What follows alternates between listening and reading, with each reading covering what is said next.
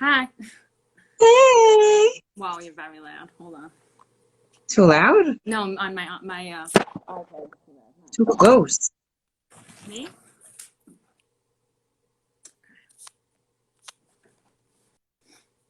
Good. I think I added Very good. Regine. Okay. Oh wait, here she is.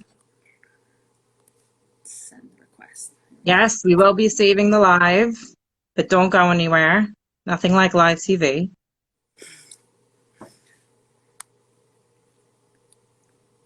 Also, Talia thinks she's not going to be able to save it, so. No, I will.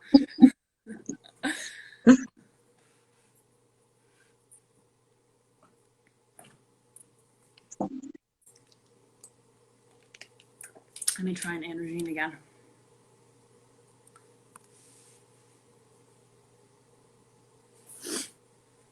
She'll just pop up, right?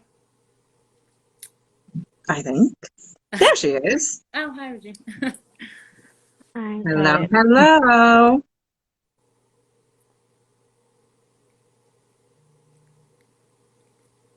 You there? Good? Can you hear me? I do. Yeah, I'm good. You good, Regine? You could hear everybody. Yeah, hear everybody. Awesome. There's nobody else here, so it's like Just us three and 113 other people. Okay. 818. Okay, Um, page search. sorry, Just though. cover the top. You're fine. You're gonna do great. I should put a sticker there. Okay, so welcome everybody to our Instagram live called Still on My Journey, Learning to Cope with Challenges with Talia Swed and Regine Galanti. I have the honor of introducing our speakers tonight and talking just briefly about our program and we've been up to. First, I want to introduce Regine. Regine is a licensed psychologist, Dr. Regine Galanti, a licensed psychologist specializing in the treatment of individuals with OCD and anxiety. She specializes in CBT, cognitive behavioral therapy. She's the founder of the Long Island Behavioral Psychology, a therapy practice in Nassau County, Long Island, and author of Anxiety Relief for Teens, Essential CBT Skills and Mindfulness Practices to Overcome Anxiety and Stress. By the way, this is a #1 best-selling on Amazon for teen and young adult depression and mental health, which is like, okay, you're like a celebrity. That's Yep. celeb status. Photo celebrity. Bestseller on Amazon, amazing. And she's actually coming out with another book called, I'm sorry, remind me the name, When Harley has anxiety. When Harley Has Anxiety, which I am psyched to get because if you have a kid that doesn't have anxiety, like, call me. What are you doing? I want to know about it. And of course, Talia, who, I keep telling her this, and it's not an exaggeration. She's like my hero. I'm so in awe of her and everything that she stands for and everything that she is. It's not every day that you have someone who's willing to come on and talk about their journey while they're still very much in it. It doesn't happen. And not only that, but Talia is a volunteer and a client. And she's able to be both at the same time because they are one and the same. Gladys Hazen, one of our co-chairs, once said, those words are almost interchangeable. When you're on your highs, you're a volunteer. When you're on your lows, you're a client. But you can be both. And Talia really epitomizes that, and I can't wait to hear from her tonight. One of the things she's going to be talking about is our support groups, which have been outstanding. We actually are in the middle of registering for our summer session. If you or someone you know could benefit, I can't say enough good things about our support groups, but I won't have to because Talia's gonna. Yay. We're registering for primary infertility, secondary infertility, postpartum, which we consider to be pregnancy through age 1, pregnancy loss and pregnancy after loss. Many times those are almost interchangeable because you're always looking towards the future, God willing. And that support group has been fantastic. I've actually just added a new group to our roster. It's called Accepting Your Family Size. It's specifically for community women who are finished with their journey, but really struggling with the size of their family. I think it's going to be amazing. And just to say a little bit about what we do, we're here to hold your hand through a very difficult journey. Reach out to us. We're here for you. Our slogan is Together We, and it's because we cannot do this without each other. And so many of our clients have benefited from our services, Talia being one of them. And looking forward to hearing from her tonight. I'm going to sign off so you don't have to see me anymore with this light. We're in the middle of packaging for Fertility tonight, actually. This is real time. I'm in SVH right now. So I got to go do work, and I'm going to listen in. Thank you, Rich. Okay. So, hi, I don't know if we should wait. Oh, there we go. Have a good time. I feel so privileged that you're letting me help you tell your story and to talk to women about coping. You're kidding me. Like Rachel said, I'm in the presence of a celebrity, so it's all good. Oh. No, I think you have the much harder or braver job here than I do. So, I guess let's just get into it. Yeah. I've had first.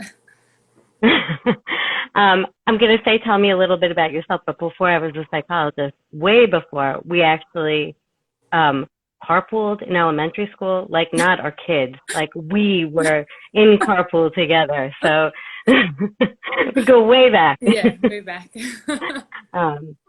So yeah, it's especially. Yeah, I'll start. Yeah. So I got married, I was 21. My husband was 23. We were pretty young.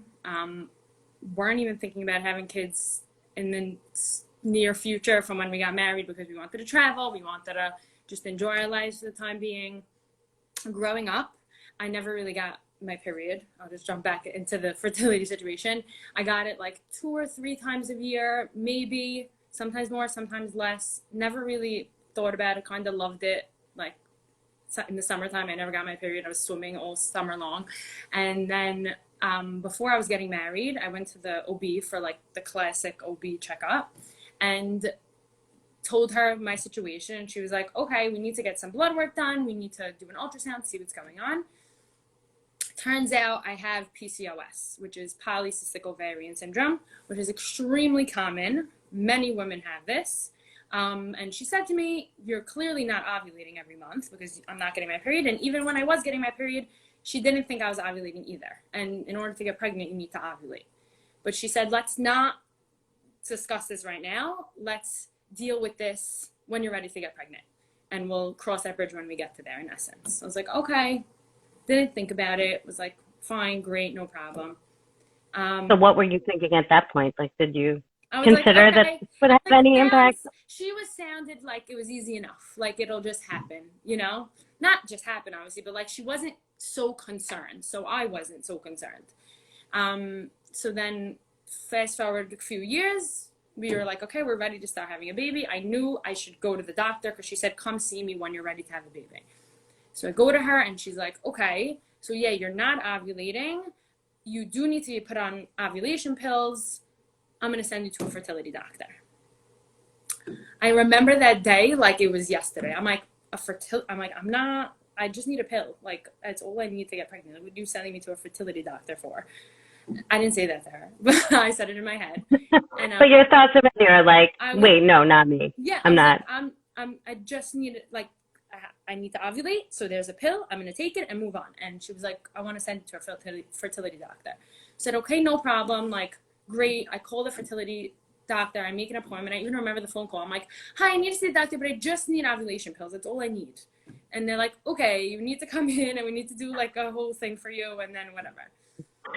So, it's not like popping an Advil. Right. He's like, they're not just going to like be like, okay, here's the pill. Like, we need to do a whole like introduction and workup and all these things. We go to the doctor's office. I'm very optimistic. I'm like, great, we're here. Gonna get a pill, ovulate, get pregnant. So we get there and he's like, yes, you have PCOS. Yes, you're not ovulating very often. But we can fix it. And we need ovulation pills. And I'm like, thank you. But first we need to do routine blood work for you and Morris, my husband, and just make sure everything's good and in order. And while we're at it, let's do genetic testing. Like, okay, sure. What's another 4 vials of blood?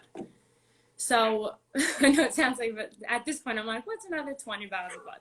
So great.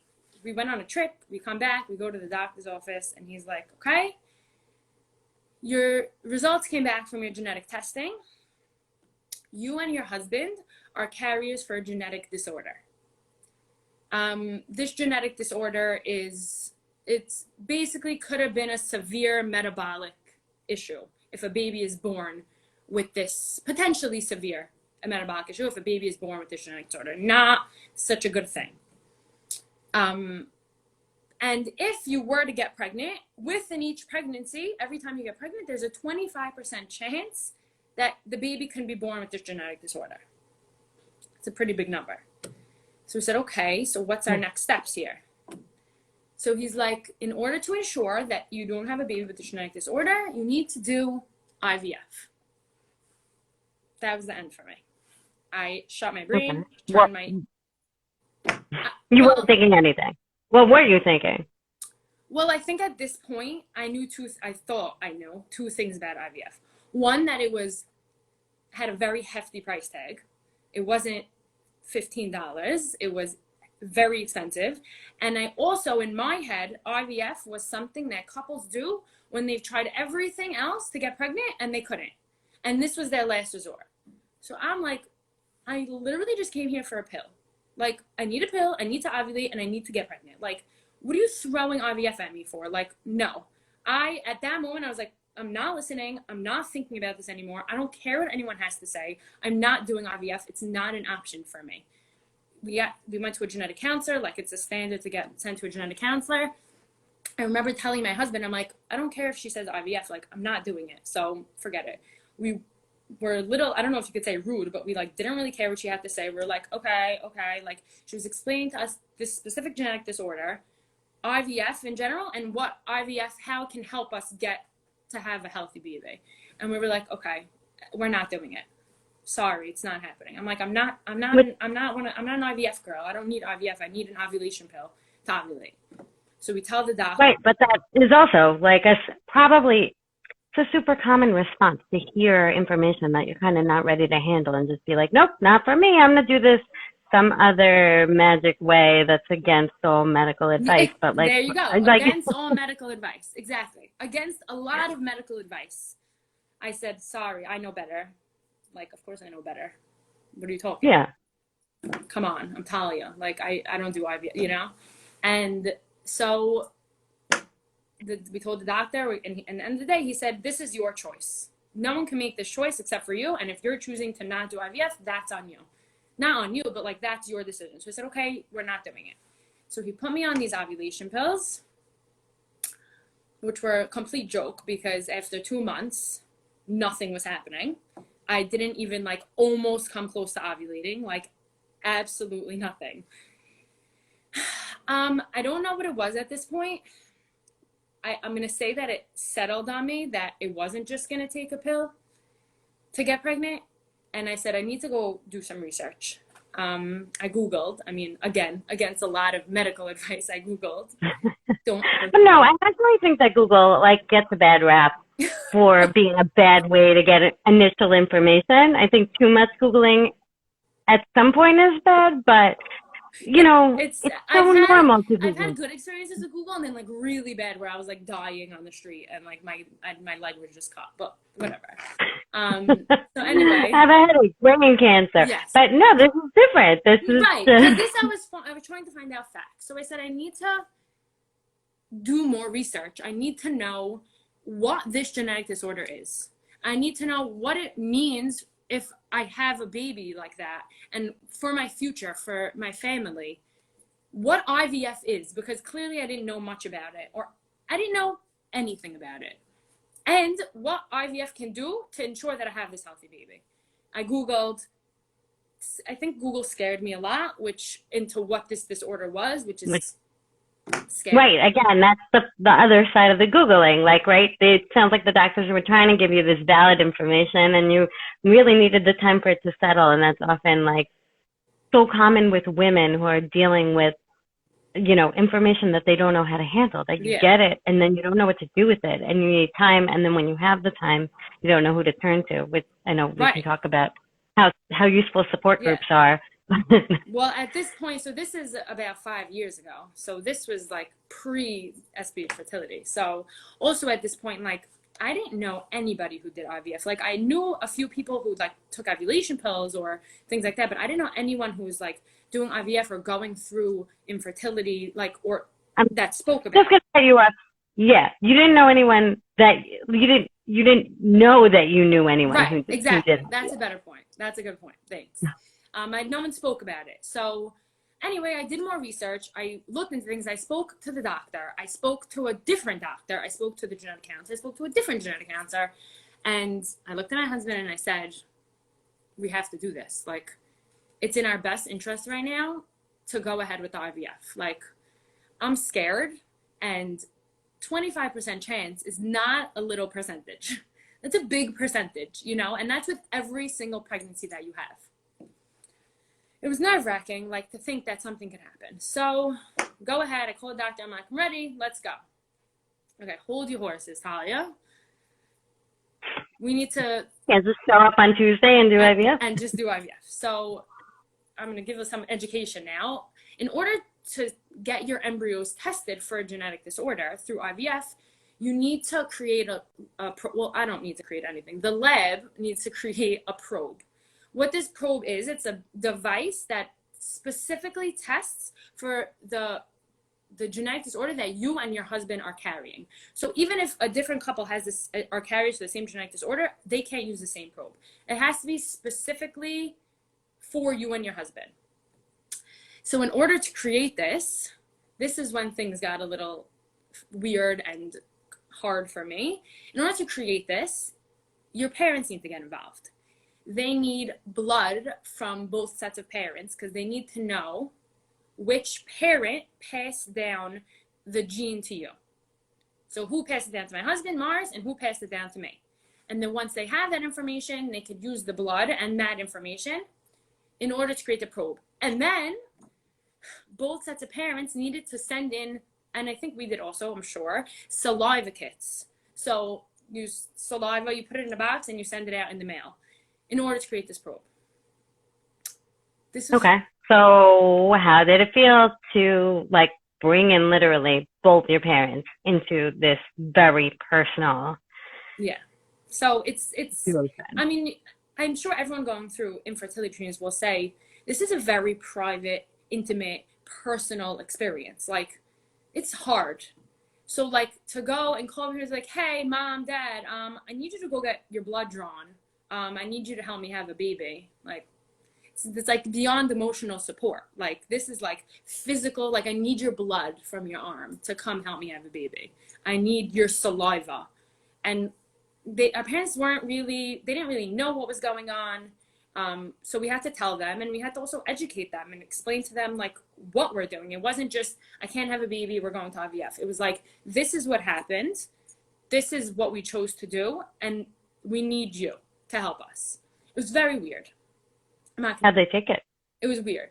I know that my mom and my mother-in-law, they went into the fertility office together, and I was just like, and you sit in the waiting room, the same waiting room as everyone else, and you go in to get your blood drawn in the same room as everyone else, and I'm like, this is so weird. Like, this is beyond me at this point, and my husband. Like, my mother and mother-in-law are sitting in the fertility office. Like, it was just, it was awkward.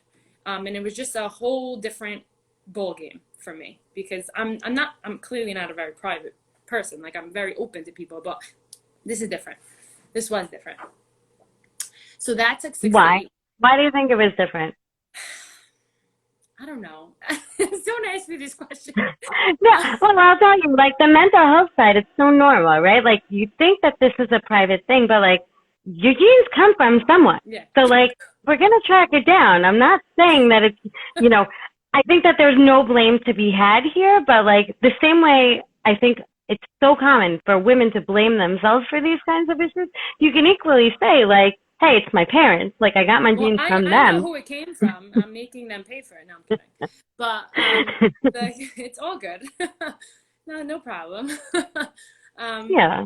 but But like we keep these things personal when it yeah, sometimes, like, you can consider it almost like you were forced to share in a way that might be supportive for some people. right.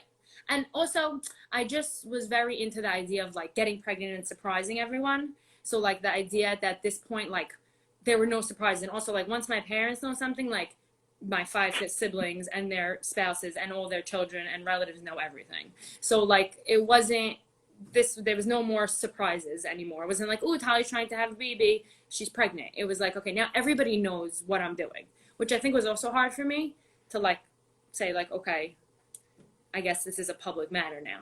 But Right, which is such a minor thing, but also not. no. That, like, But, you're not going to get that surprise, that loss of, like, hey, yeah, I'm pregnant, guess what? yeah, I exactly. can't tell you the exact date of everything, Well, that's me. everything going on. Right, exactly. Okay, so the probe took 6 to 8 weeks to make. I think this is the first time it was the first time that I realized how horrible waiting is and how, like, I couldn't handle it. Like, 6 to 8 weeks, like, that's 2 months. Like, it was ridiculous. And it only got worse as the years went on and the waiting went on and different things, and it was a bad 2 months. They emailed us, the probe is ready.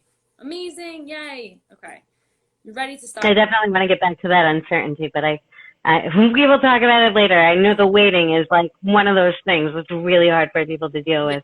No, it was bad, but like I think it was more like I wanted to have a baby, not waiting for like a result necessarily. Like that was like this is gonna be made, I just need to wait for it to be finished.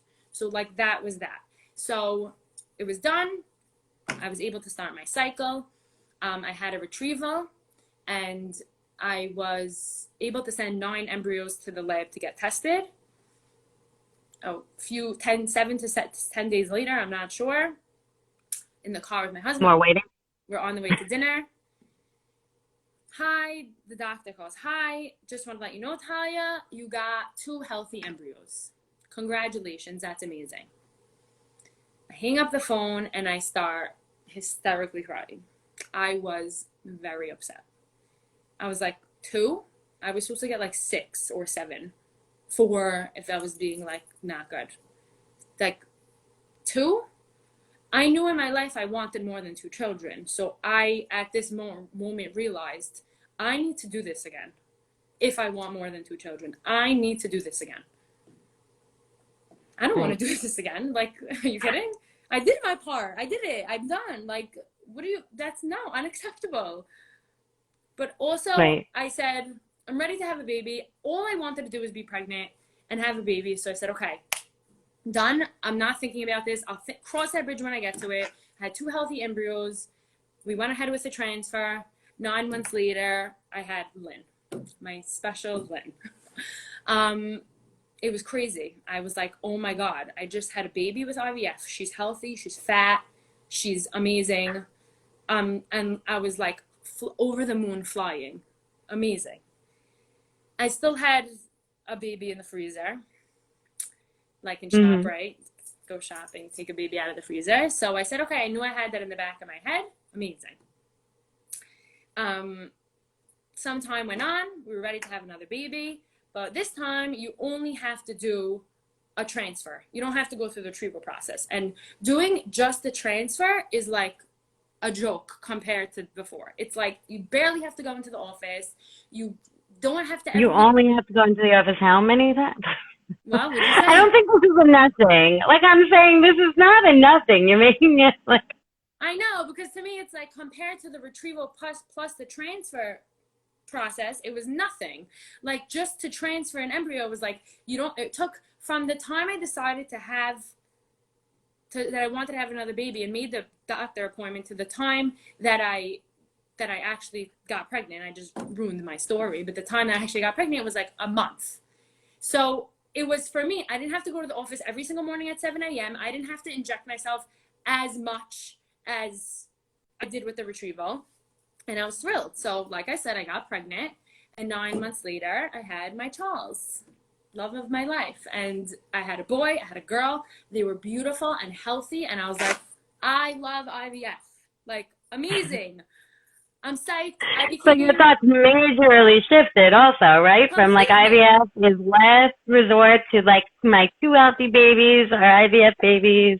Like, Yeah, like, and and I was like, again, oh my God, like, I'll do this 100 times over. Like, look at me. And I also like got to decide when I wanted to have my second kid. And it was just like pop in and, oh, I'm pregnant. Like, you know, I mean, I know I'm lucky about my first 2 transfers, and like, thank God, you know, and they were healthy, and I didn't have to worry that they were going to be born with a genetic disorder. And it was like amazing. And even I remember during this time, and I became the poster child for IVF. I would walk across the street like, IVF baby, like, you did IVF? Let me talk to you. I'll help you. Did you take that? Like, and I was loving the life, so to speak.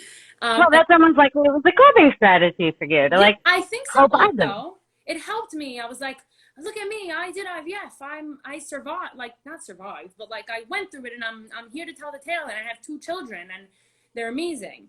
And during this time I was pregnant, SBH launched the fertility division, and I was like so happy because I loved telling my story, and I loved helping people, and all I wanted to do was like help people get through it, and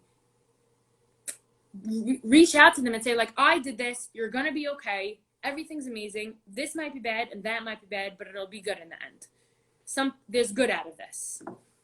And I was like, they launched the peer program, which I forgot to even mention this, but like at the time when I was going through my process, right after I went through it, one of my best friends also went through IVF for genetic reasons. Like, it was the craziest thing.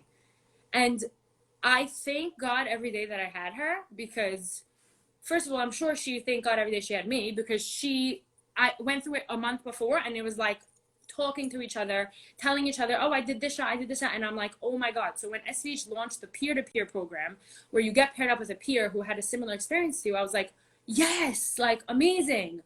This is what we need.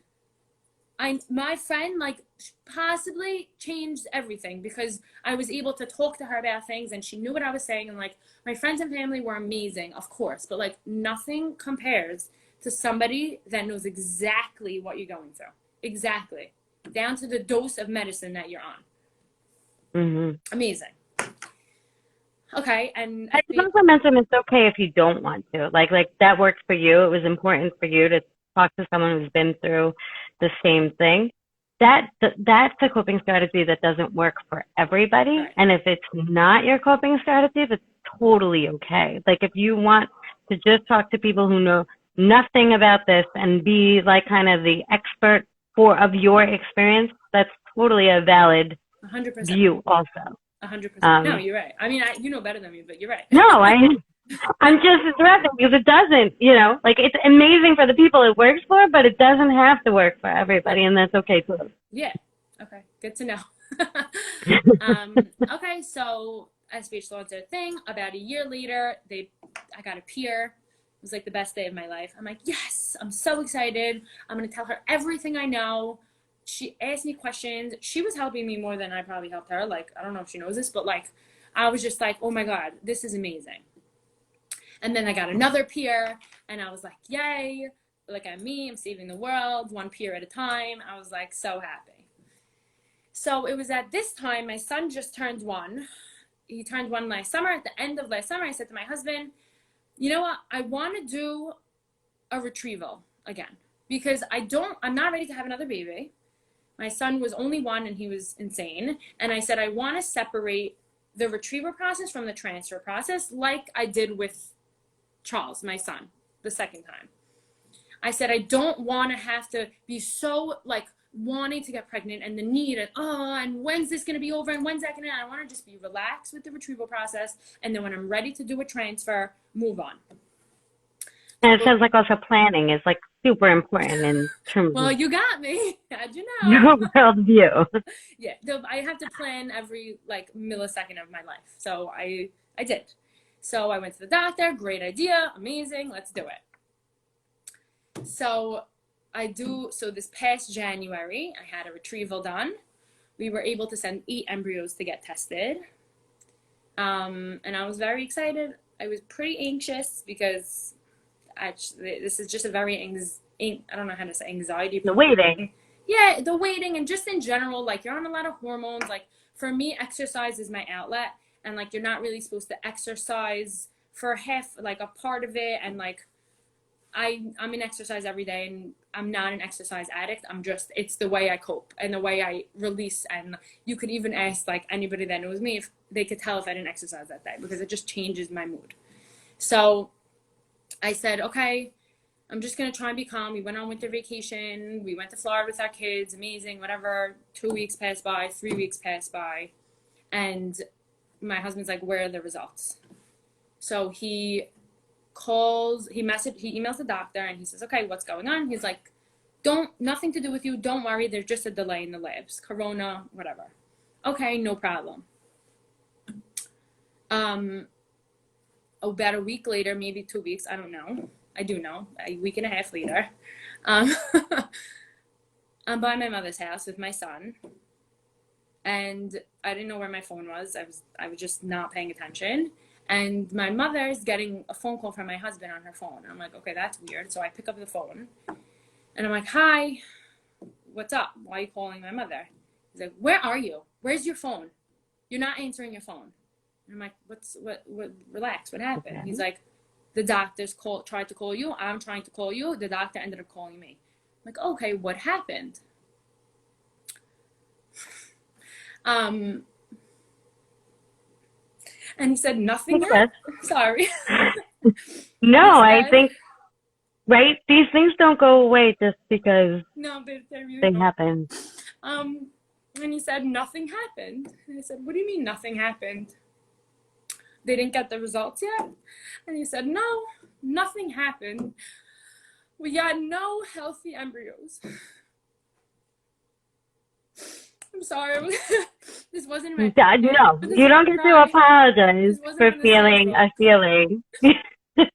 I didn't have it on the schedule to cry, so it's hard. Oh, yeah, you should have put it on the schedule. It would have worked out, right? This is why planning doesn't always work. Even, like, I know, especially in fertility, right? Like, you don't get to plan these things. You can't control it all. No, and that's very hard for me because I'm a control freak, so... I think it's hard even for people who are not control freaks, but I also think that, like, there's a lot of power in making room for these feelings that you're even talking about it. 6 months later. I mean, 6 months later, like, you don't get to close the door and be like, okay, I put this in a box and it is done. You don't. I want to, but it's not for me. Well, it's not for anyone, right? Like, there's Yeah. So, no healthy embryos. So, I was not okay. I was screaming. I was crying. What happened? What's going on? That doesn't make sense. How did this happen? How did this happen to us? We got 2 healthy embryos. Trying to plan it. Trying to figure it out. Obviously. And I threw the phone, my mother's phone. I grabbed my son. I walked out. I was bawling, crying. I couldn't see in front of me. Get in my car. And the first thing I did was call my friend, my best friend, who did this. And it's funny because you would think you call your husband, you call your sister, I called her because she knew what was happening. Like, she also didn't have a perfect time with this, and things happened to her also. And I just called her and I was crying and I said, this happened. And she's like, that sucks. That is terrible. That is the worst thing I ever heard. What happened here? What did you do here? Tell me what. And I was like, it felt so good to actually like explain this to somebody who like was like in the same mindset as me. And like, again, like you said, like, this is how I cope, and this is how it helps me, is to talking to someone who knows what I'm talking about. And it was really helpful. And then that night the doctor called me, because again, I never spoke to him. I just spoke to my husband, the bearer of the terrible news. And I said, what happened? He's like, I don't know. Like, there's nothing you could have done, Morris could have done, I could have done, that could have changed the course of this, what was happening. Oh my God. Like, again, right? There's the nothing you could have done. There's a luck part in which this. I think is very hard to like come to the point where it's like, this was just bad luck. Like, life happens, this happens, like it's not gonna always just be rainbows and butterflies. And it's very hard for me because until this point, like I said, I loved IVF. It was rainbows and butterflies for me. Like I have two amazing, healthy, beautiful children from IVF, and like that's amazing. And I didn't realize how amazing it was, and I also didn't realize how fortunate I was to have two embryos 5 years before that. And I was Right. because There's these shifting expectations that I think a lot of women have to do in these kind of 100%, situations of like, my expectations were like through the roof, and then they were on the floor, below the floor, the basement. Like they were gone. The doctor says, okay. I said, okay, I did what I do in true Talia fashion. I know everyone's loving that I'm saying I'm Talia, so I'm Talia, and this is what I did. I said, okay, let's go. We're going again. This is not acceptable to me. It's funny because, like, a lot of times I'll say to myself, like, I didn't give myself time to cry or to cope. And, like, I even remember I had my daughter's friends over that night, like, that I heard them that day after school when I heard the news. And I was like, we're making hamantaschen. And I just went into the bathroom in the middle and I started crying because I'm like, I'm not okay. Like, I don't want to be here making hamantaschen. I love my daughter and her friends. I would love to do that. But, like, I don't want to do that right now. But why did I go and do that? Like, why did I do it? Why did I think I just needed to move on with life and just keep going? Like, I shouldn't. I can't say I shouldn't have because that's not. no, yeah, it's not you, but also like, right, it's this balance between accepting the things that you kind of can't change and like feeling the feelings and then keeping yourself busy and doing what you can. And Yeah. like, maybe your balance was a little skewed towards like, you know, like getting on with your life, making hamantaschen and starting again, but like, Yeah. And it's we funny need both. because, like, you would never know. Like, obviously, my daughter and her friends and my son also didn't know what was going on. And, like, even the moms came to pick up their daughters. You could not even tell that, like, I just got a really bad news because I was trying so hard to, like, make myself into this perfect person who, like, doesn't feel. But even though I was feeling, because everyone feels. So I said to him, okay, we're going for another cycle. Like, no exceptions. This is happening. Are you sure? Yes, I'm positive. 1 week later, so this is like the beginning of March. No time. Just jump right in. And I kind of also knew exactly what was going to happen. Sorry. I thought I knew exactly what was going to happen because I just did this. So I was like, okay, so if I map out the days, this is going to be my retrieval. I was right. But it was not a good idea to say. It doesn't always work like that, but no, it doesn't. But so in the beginning of March, I said, let's go. Let's start another retrieval. Did another retrieval. I was super anxious. My expectations were not high anymore, and my anxiety was very high. I think I was. How do you manage it? I think I was managing it better because I said, okay, I'm not just going to sit home and keep looking at my phone and waiting for the doctor to call or like sit on Google. Like, I saw on the sonogram that this and this, what does that mean? Like, that's not okay. Like, here's where Google is just not your friend anymore. So Wait, let's just slow you down for just 1 second on that, right? Like, I think it's so easy to revolve your life around these kind of processes. Like, it is a part of your day with the shots and the appointments and the everything. But if you do that, it's so easy to get taken over by that kind of anxiety. Yeah, like the first time around, like in January, like I was just sitting home all day, Googling and looking up and waiting by my phone, literally in my hand, waiting for the doctor to call because I was going in every morning for monitoring, and they call you that afternoon and tell you like what your instructions are for that night. So I was literally like, hold my phone. And like one day I missed the call and I like spiraled out of control because I was like, oh my God, it's because I didn't have my phone on me because I wasn't holding it next to me. And so then every day after that, like I didn't let go of my phone. Like that's not, so you like I screwed up the cycle because I missed the call. Yeah, and I was like, I can't miss this call again, so this has to happen. So this time, the second time around in March, I managed it much better. Like I think so.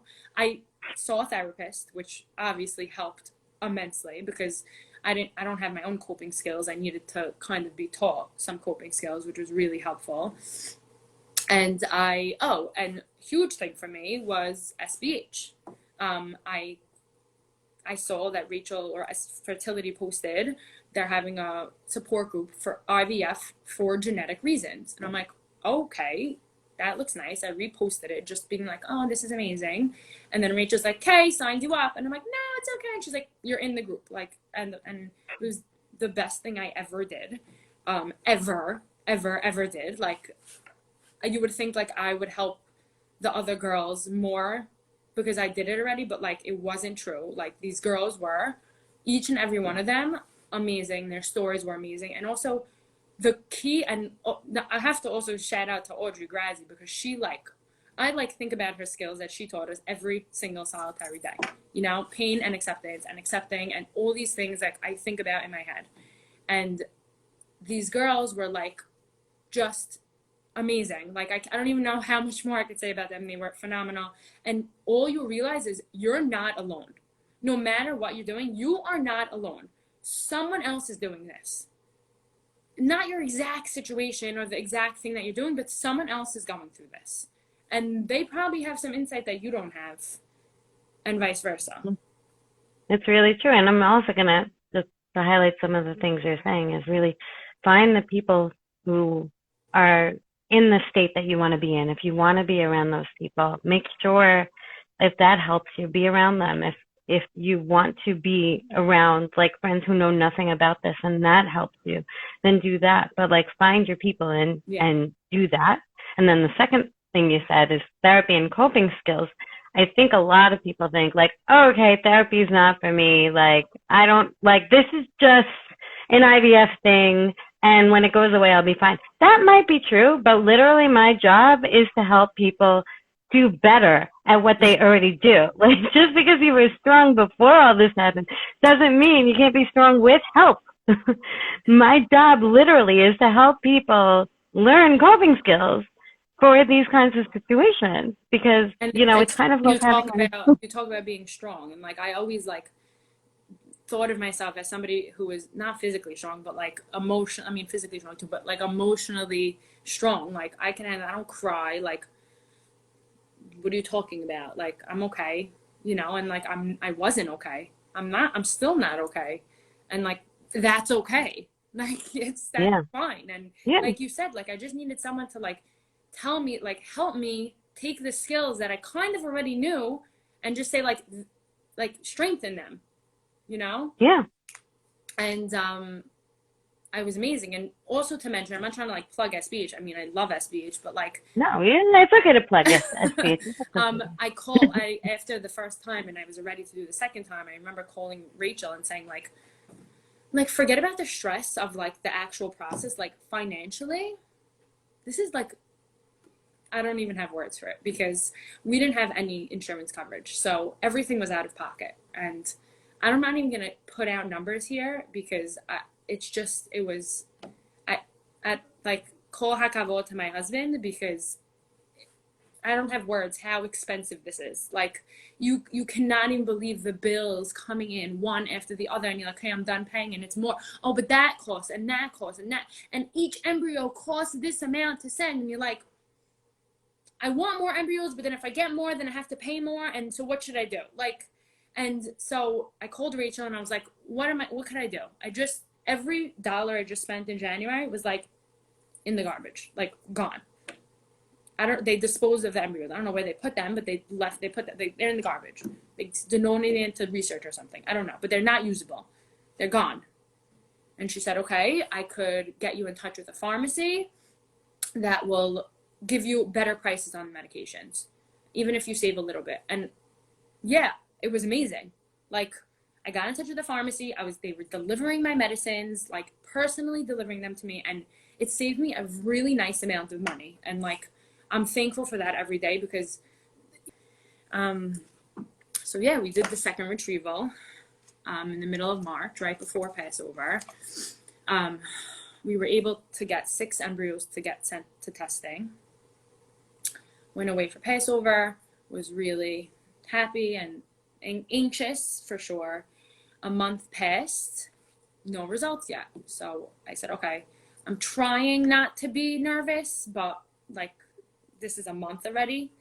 And also, it's okay to be nervous about. Yeah. I mean, who wouldn't be? So I emailed the doctor, what's going on? And he says, good question. Let me find out for you. Um, the next day, I get a phone call. The doctor wants to see you in his office. Mm. Your face, you know exactly what's... Doctor normally calls to see you for results, and yeah. No, unless he's hanging balloons in his office to tell me congratulations, I couldn't imagine what he was going to say. Why didn't he call me? Why does he want me to come in? And I kept saying, like, what is it? Is it good? Is it bad? And they're like, I don't know. I call my husband, and he was like, call them So back. now you're doing the mini waiting game, but like Within like 12 intensely. And my husband's like, call him back. Ask them, is it bad or good? Ask him what happened. I'm like, no. I'm done with that. Like, I can't do that anymore. I am done with the questions and the stress and the this and the that, and I'm done. I said, I'm going to wait 12 hours, and we'll go into the office tomorrow, and we'll find out what happened. That was the worst night of our lives. We were a disaster. I couldn't imagine this was good news. I was hoping there was like a glimmer of hope or something.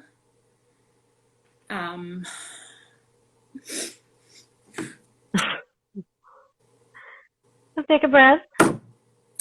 So,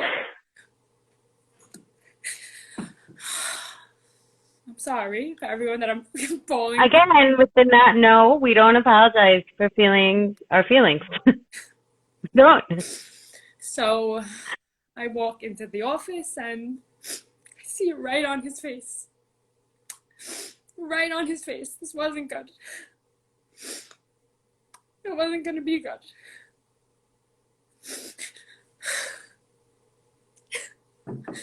And we sit down. There was a box of tissues by my seat already. And he says, I'm sorry, but in a nutshell, you got no healthy embryos again. Oh.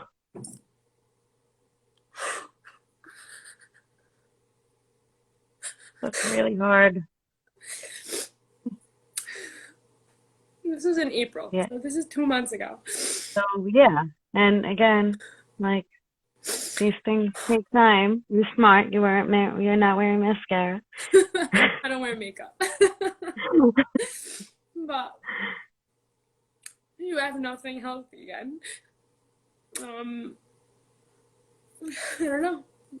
I think my first reaction was, the hell is wrong with me? Like, what's wrong with my body? What's wrong with my embryos? Like, I just did this. Like, I just did this. This just happened to me. Like, why is this happening to me again? Okay, but I'm not even gonna let you like put that out there in the world without saying there's nothing wrong with your body. There's nothing wrong with your body. Your body is your body. It's keeping you alive and healthy, and it's not you. But it felt like It's me. not. And even though Okay. Well, can't argue with it felt like you. I can't argue with that, but like, and even though it's so normal who to is blame 50% yourself. of this was sitting next to me. 50% of this. I didn't blame him. Those are my embryos. That came out of me. I did the retrieval, Like, Yeah. I just sat there crying. Like, I forgot to take my mask off. That's how hard I was crying. Like, tears rolling down my face. And I was silent. And thank God Morris was with me, because he asked all the questions that needed to be asked. Like, I was so, like, impressed by him. I'm like, wow, how'd you know I was thinking that? Because I couldn't speak. Like, I just remember crying, and I was like, are you joking? Like, I just did this. Like, you just called me 2 months ago, whatever, and told me this news. Like, that doesn't make sense. Like, this is not happening to me again. No, like, it's not. Like, come on, and I just, everything from the past 3 months, like, I was a backed up sewer system, and it was coming down. Like, it was gone. Like, I was not okay. It wasn't. Like, how could you be okay? Like, I wanted to be. I wanted to say, okay, I'm okay, I'm good, like, everything's good, but it wasn't. It's still not. No, but everything wasn't good. Everything wasn't good. For you not to cry would have been weird. I know. But for me, it was like, I need to be okay. Like, this is my life. This is my reality, you know? And one thing that Audrey taught us, like, I'll never forget this. It was like, you can accept that something happened and still be in pain and still not be okay with what happened. Like, say, this is not okay what happened. Like, that was bad. That was terrible. And I'm in pain, but I'm accepting that it happened and, like, accepting the reality of what my life is right now. Yeah. Of these many failed embryos that either had a genetic disorder or had a chromosomal abnormality. And I was like, but what? Like, this was supposed to work in January, and I was supposed to get embryos, and I was supposed to wait, I don't know how many months, and do a transfer, and everything was going to be amazing, but it wasn't. It just wasn't. Yeah. And that sucked. It was really bad. I was not good. Like, I was disaster. But I just, in true Talia form, I didn't just sit with it and say, let this sit with me and let me cope. And, you know, I said, no, I need to find out what happened to me. What is wrong with me? Obviously, nothing was wrong. That's big. And that's right. For some people, it's not going to be the right move to sit with it. And yeah, I don't know. And that's not me. I don't sit. And so, I mean, spoke to the genetic counselor from the lab that we sent our embryos to. I spoke to a different genetic counselor. I spoke to the doctor. I spoke to people who I know went through this, and I was like, what is going on? The consensus is that we were having really, really bad luck. I mean, sounds like it'll be helpful. It was a little bit helpful, but, like, what's bad luck? Like, twice, you know? That's 8 plus 6 embryos. I don't know, do math. What is that, 14? Like, that's a lot. Like, a lot of bad. And, like, that happened, like, 2 times in a row. Like, that sucks. It was really terrible. And, like, I didn't even know what to say to myself. Like, I didn't know how to make myself feel better, because I just was like, but this is not okay. I'm not okay. Like, sometimes you don't have to make yourself feel better. Like, you know, the other side of me is going to say, like, okay, what were you doing to cope? But, like, it's okay for things not to be okay. I know, but I wasn't okay with that. Of course, it's so hard to be okay with that. Yeah. I wanted to be okay. I wanted to say, okay, this happened, like, you know, and I wasn't. I'm still not. Like, I'm bawling, crying to 292 people. Like, I'm not okay still. Like, that was unacceptable. Like, unacceptable. I'm sorry. Like, that once, okay, twice, no. Like, and then I just said, like, I know I need to do this again. I know that. I don't know when. I don't know how I can physically go through this again, but I know I have to. And I know I remember speaking to my sister on the phone, and I'm just like, I don't want to do this again. Like, I don't want to do this again. I don't want to. Like, why do I have to? I just did it. Like, if you count 5 years ago, I did it 3 times. Like, why is this happening, you know? And I just knew I had to, if I wanted more kids and I wanted to go the route that I've been going, I needed to do it again. Hi, I also love the way you're talking about this. I don't think you've even realized, like, I talk a lot in therapy to people about, like, how sometimes there's this kind of toddler in your brain throwing a tantrum. How do we respond to toddlers? We're like, you gotta give them their space, and then when they're ready, they come back to you. And on one hand, you're kind of acknowledging, like, okay, I don't want to do this. You're throwing your tantrum. And on the other hand, you're, like, making the plans for what you need to do to get yourself where you need to be. Yeah. And, like, controlling what you can. And you're feeling those, like, I don't want to do it, but okay, I guess I'll make that phone call. I guess I'll do my next step. But I don't want, and that's okay. Yeah, I really didn't want to. I don't want to. I spoke to a few people. I was like, what do you think? Like, do I take a break? Do I do it again? Probably ask too many opinions. Like, that's also one of my biggest downfalls. Like, I need to ask, like, the 3 people in exercise, plus the 3 people I saw in IND GLOT, plus 2 people who happen to be walking on the street next to me. Like, I don't need everyone's opinion, but, like, I just want to get everyone's opinion. And I asked people, and the majority of people, I would say like 98% of people were like, take a break. Like, you're done. Not done, but you need to give yourself a break. Physically, mentally, emotionally. Morris was like, no. Like, no. done. Like, forget about the financial aspect of it, but like, we can't do this again.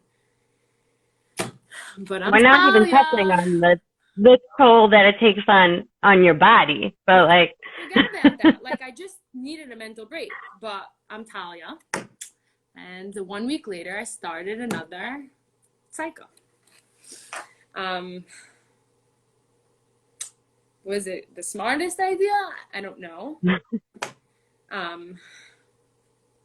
I still don't know if it was a good idea. It was very hard to go into it again. I'm just crying again over nothing. it's not over nothing. I'm going to interrupt you every time you say that because I think it's very important for other people to hear. Like, How did you cope? Like going through that third cycle, like what you do? I'm not going to say her name, but somebody in my support group, guys, the support group is like the best thing that ever happened to me.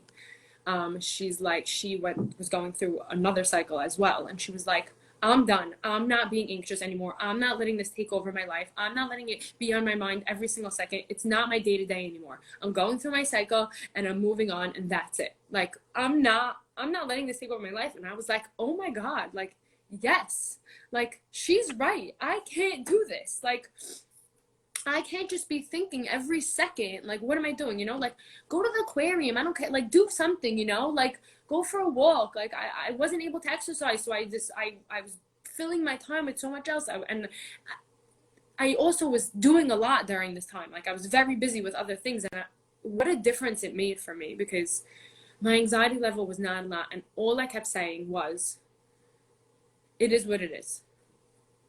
Like, it's not in my hands.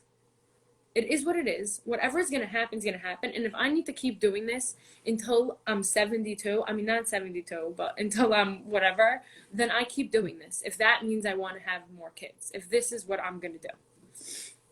And right. And I'll tell you that that's advice I give women all the time. Like, you have to act in the ways that you want your life to look.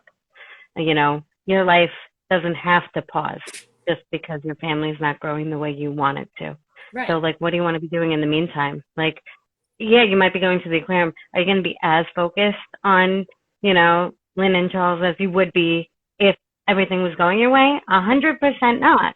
But, like, if you don't do those activities, that's when it's really hard to cope with those emotions. Yeah. So I'll even say, like, in January and, like, sort of March, like, I was so scared of getting, like, corona because I didn't want to my retrieval to be canceled because I had corona. So I was like literally staying home. Like, I wouldn't go anywhere. I wouldn't go to like my mother's house on Shabbat because I didn't want to get corona. So like, and then this time I'm like, whatever happens, happens. Like, I'm going out. Like, I'm living my life. I went out for dinner. I took my kids places. We went for ice cream. We did this. And I was like, you're right. Like, this would be my life if none of this was happening. Like, sitting home and like sitting on my phone and thinking about the phone call coming in or thinking about what's going to happen it's not helping me. And like, it sat with me when this girl in the support group was like, stop it. Like, not to me, but she was telling herself, like, stop it. Like, this is not your life anymore. Like, you can't do this. Like, this is not helpful. Yeah. And you might not feel as good, by the way, when you do those activities as you would if you didn't have this giant weight that you're carrying around. Yeah. But it's better than staying home. Yeah, no, 100%. And you're right. And I'm happy that I chose not to stay home and I chose to go out. And so in the middle of May, so 1 month ago, they're serious when they said I was in the thick of it. The Friday before Shavuot, I had a retrieval. We got 15 embryos to get sent tested, which is like, whoa, like, it was like, holy moly. And during this, so it's funny because after the retrieval, about a week or two after, we had our last support group session, which was with the husbands.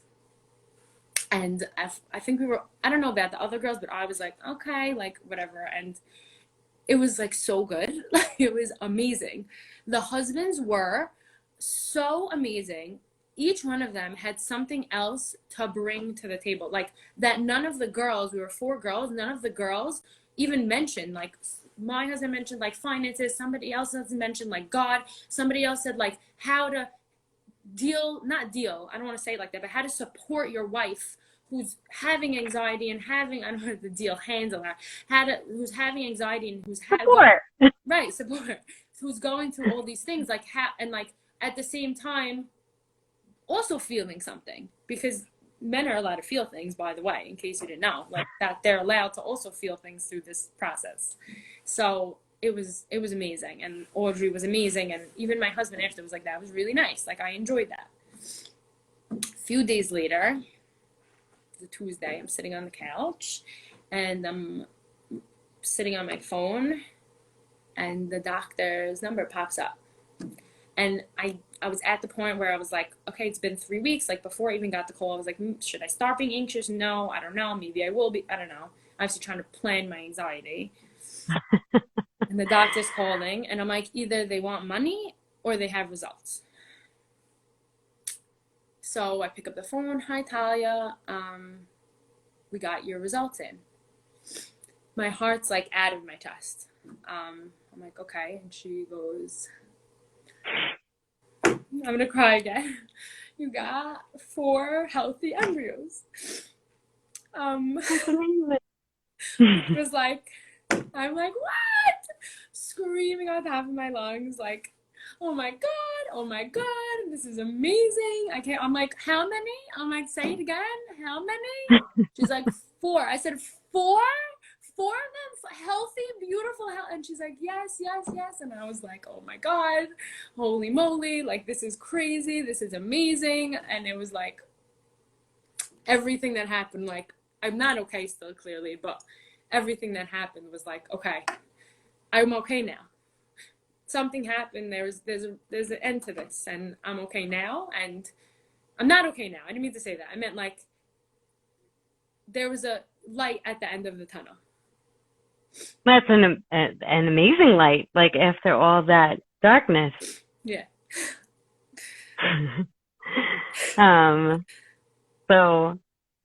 yeah, I don't even know where to start. That's so incredible that you got like that end. Well, and not really end, that wherever we're at. Right. I didn't even transfer anything yet, so Yeah.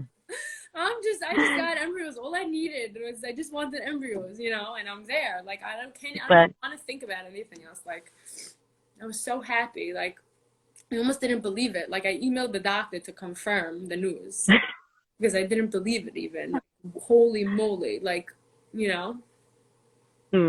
Yeah. It shows you like how expectations are just, I don't know, you can basically just throw them up in the air and see where they land. Like it doesn't really. No, they don't mean anything. I mean, they do, but it wasn't helpful for me to have my expectations so high. I mean, I couldn't have known that though. How was I supposed to know Yeah. that? Well, also it sounds like that beginning was so like, you know, so easy, even though it wasn't for you, that it set this tone that was probably a little unrealistic. Yeah. For later. I mean, it was amazing. Like that was like the highlight of my life. Like, you know what I mean? Like that's like, that was, and if I compare the 2 times, I'm like, that's ridiculous. Like that was so lucky. That was so amazing. And I appreciate my 2 children and everything going the way it was supposed to go. And like, holy moly, like at the moment I was upset about 2 healthy embryos. Like, LOL, that's hilarious now. Like what I would do for 2 healthy embryos now, you know? Yeah. Well, you have 4. I have 4. But I also want to point out that shifting thoughts is so normal, right? Like, I think so many women have that. Like, being aware of that your initial thoughts might be wrong, like, would have been probably valuable information, but we can take it from now. Yeah. Like, I think that's an important part to highlight in your journey, how your thoughts just kept shifting and shifting and shifting and are not always rational. So, like, how did you check yourself? I don't know. It's a great question. I I don't even know what to say because I didn't do it well. I don't want to say that either because it's fine, you know, but I'm not happy with the way I personally was mentally through the whole time. I wish I like focused more on certain things at certain times and like not, I wish I didn't let it control my life, but it's very, very, very easy to say that in hindsight because it's going to control your life. Like this is your life. Like, Yeah. and especially if you're at a moment where all you want to do is have a baby, it's your life. Yeah. And I like to think about like splitting that, right?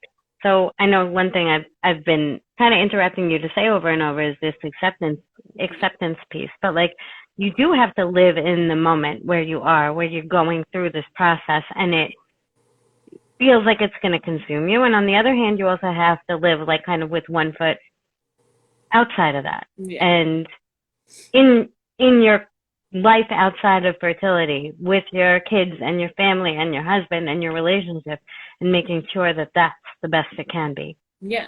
And it's also so important, I'm going to mention this, like to have like people want to help you. People want to support you. They want to be there for you. No one is going to be like, "Oh, you're doing IVF? No thanks." Like I promise you, like you don't have to tell 200 and 300 people on a live. You don't, but like reach out to someone. Like people want to help you, and if you know somebody going through something, like maybe reach out to them. Like maybe they're not having an easy time. Like you don't understand how much support means, like emotional support means for people, like, and even all kinds of support. Like my sister-in-law like brought me after my third retrieval like a grilled cheese sandwich, and like food is my love language. I was like, holy, this is the best thing ever. Like I was sitting like after my third retrieval, I'm sitting and eating a grilled cheese sandwich, and I was like, this is amazing, you know, like, and that was support. Like my sisters took my kids, and my mom did this, and my other sister did this, and everyone was doing things, and then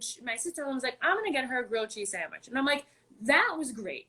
Like, you know, like it's just the little things. Like it doesn't have to be a big, huge thing. Like it's just the little things, and you don't know how much it means to somebody. Like how much you could change things just from a grilled cheese sandwich. Like to give an example. Yeah, and you can only get that grilled cheese sandwich if you tell people. Right.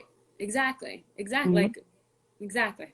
So like, and anything that you think you're the only one to be experiencing, you're wrong. There's someone else there 100%. who's done it, who's been there. Exactly. And it's funny because like you think that it gets easier. I mean, maybe you don't think that, but I thought that it would get easier every time I did it, or because I had 2 kids, and it didn't. It was harder and harder every time because the shot was easier, or the waking up in the morning to go get my blood drawn was easier, but the actual mental toll and on physical toll on your body was not easier. It just was definitely harder.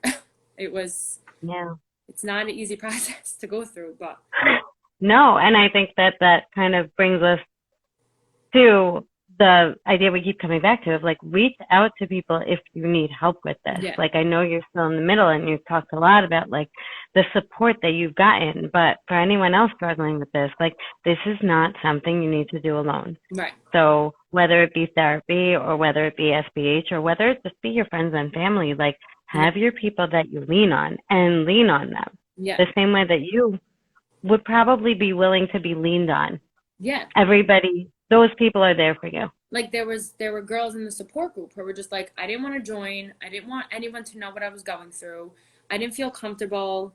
And then they joined and they were like, I'm so happy I joined. Like, I didn't even tell like my friends about this, but you, a stranger, I know, I told about this because I feel so comfortable with you. Like, you know what I'm talking about, and I don't have to explain to you what a probe is, and I don't have to like explain to you what X, Y, and Z is. And like she felt so comfortable with us, and I was like, this is what this is for. Like, no, I'm not gonna go and like whisper to my friends like, oh, you know who was in my support group? Like, none of us want to do that. You know, we're all here to help each other and to be helped, and it was just so it was amazing. Amazing. Well, thank you so much for like sharing your story, Crying. I think, with everyone. Instagram. Your feeling.